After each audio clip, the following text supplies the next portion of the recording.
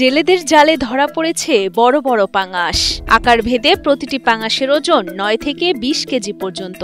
পদ্মার এসব মাছ চড়া দামে বিক্রি হওয়াতে খুশি স্থানীয় জেলেরা।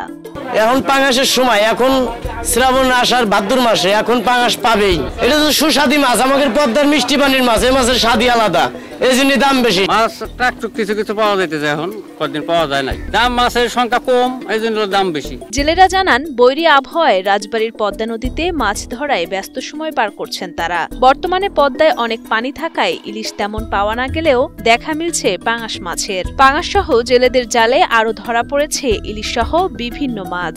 এমনকি জালের সাথে আটকা পড়েছে বিলুপ্ত প্রজাতির শুশুক।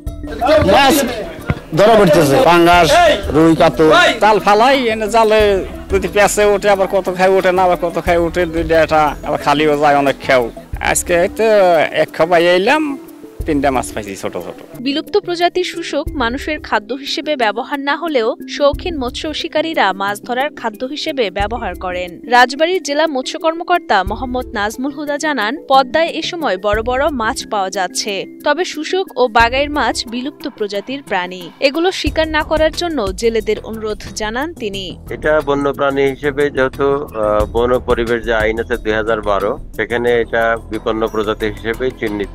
তো আমরা জেলেদেরকে বা এই যারা আছে আর কি, তাদেরকে আমরা সচেতনতা করার চেষ্টা করছি বা অনুরোধ রাখছি আপনার মাধ্যমে যে এই ধরনের প্রাণীগুলোকে হত্যা করা বা আহরণ করা এটা বন্ধ করতে হবে, নাহলে এই প্রজাতিটা বিলুপ্ত হয়ে যাবে।